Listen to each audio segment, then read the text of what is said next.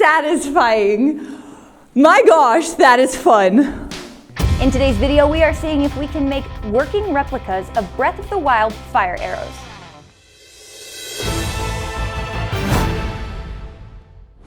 Guys, I am here with my friend Marche. Marche is awesome, and she is the owner of Rixie Dice. She makes handmade Dungeons and Dragons dice out of resin. Is that right? Yes, and Awesome. they're straight edge, which is different than what you would buy at like a basic game store. So the edges are very crisp instead of rounded. So And it's kind they're of fun. gorgeous.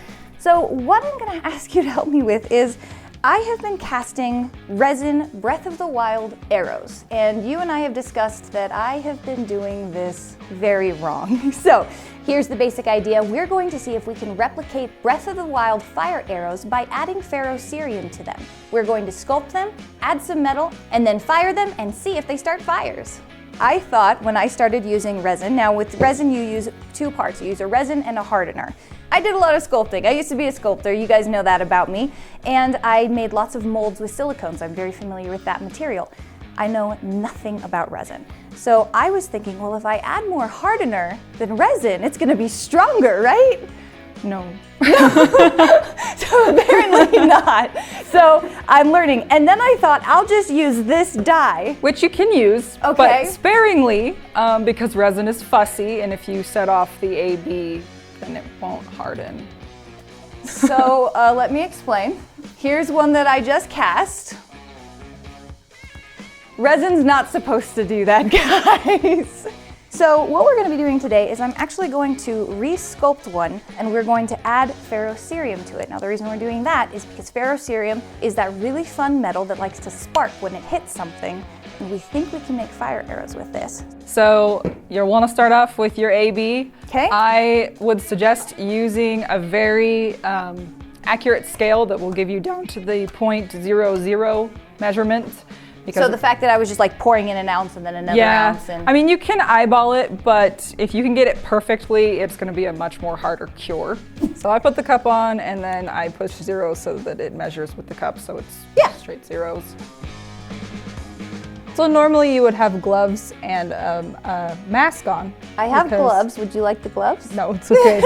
We're not going to be here too long, but resin can actually hurt your lungs. So I'm only 0.2 off, so it should be fine. You're gonna want to make sure that it's mixed extremely well. You wanna make sure that you scrape the sides. Now, do you add coloring before or after you mix? It kind of depends on what you're doing, but after is fine. Should we add color first? Yeah. Okay. And then I've got pigment powder. I've got some pearl powder we can add as well. I love the way mica powders just make it super shiny. It's so pretty. Really pretty. So now we get to watch it bubble up. Yep. So you'll know when it's done, it'll get really big and then the whole thing will just fall. Okay, so it does collapse on itself. Yes. Cool. Yeah, we see that it hit critical mass pretty often in this chamber. So another technique that you can do to try and reduce bubbles is actually called needling. Okay. So you're gonna wanna pour it in a really, really thin strand from up high. Take one of our pre-painted arrows. These started out as just some regular arrows. Guys, I don't know much about arrows, so I painted them. Don't know how much that's going to affect the way they fly, but given the fact that their flight is going to be about 0.5 seconds long and end in fire, I'm not too worried about it. Okay. And I'm just gonna leave that suspended for about 12 hours. So these are our tester arrows. These are the ones that are my simplest prototype of what should be working, what should actually set fire, because resin doesn't actually burst into flames when it strikes something, but these little pieces of ferrocerium do. Now you've seen us use this metal before. This metal's incredibly brittle. It heats up, sparks a lot, kind of like steel when it heats up. It's really pretty. All right. It's fun to watch. Should we go show them? Yeah. Let's go show them.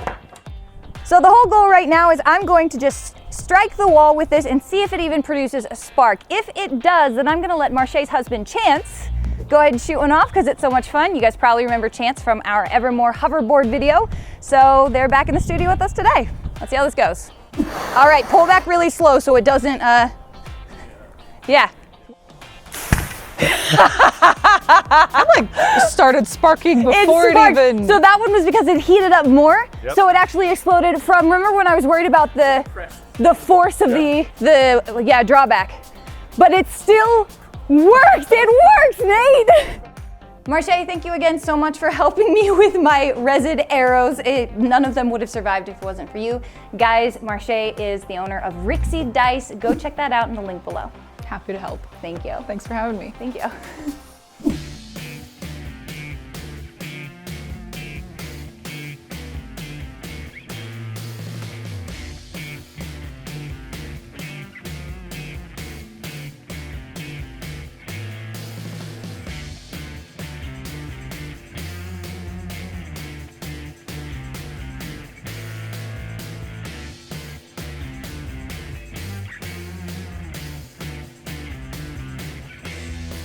All right, we've got our arrows, we've got our ferrocerium arrows. I think we're ready to try these out at the dome.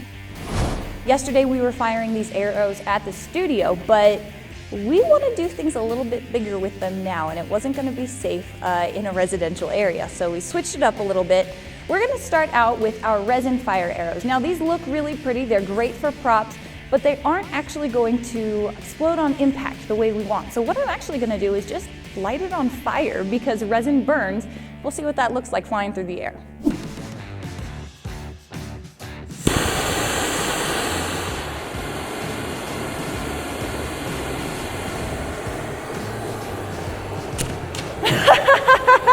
Okay, so that's kind of what I figured would happen. It goes out immediately just from the force of the speed of it. Air rushing past puts out the arrow. So these ones are pretty.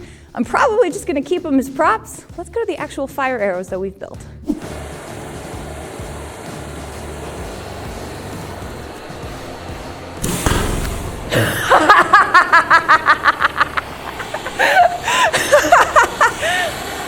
Oh, that is satisfying. My gosh, that is fun.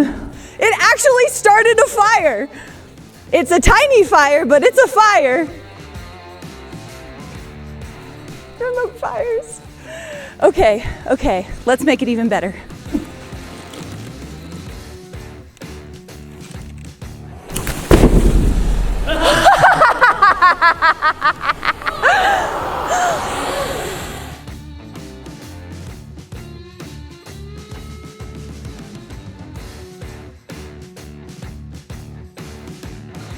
All right, so I'm having a ton of fun, but I'll share my toys.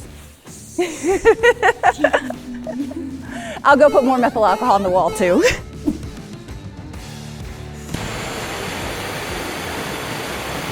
You're good.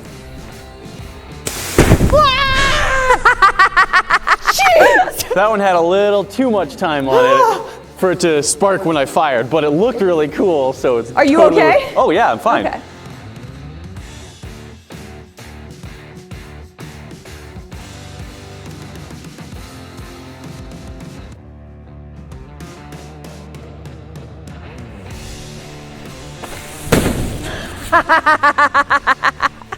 Oh, I could do that all day. I have an evil cackle when this is happening. I could do that all day, and I would just love it the whole time. That was by far the explodiest one. Nice. Tiny and powerful. I actually wonder, so like I focused all the heat just on the tip. Fire! I wonder if having it like the gradient of hotter to not as heated up made it explode more violently. Guys, this project was amazing. We love doing stuff like this. If there's anything else that you want to see from movies, video games that we might be able to recreate for you, let us know in the comments below. We'll see you in the next one. Talk to you then.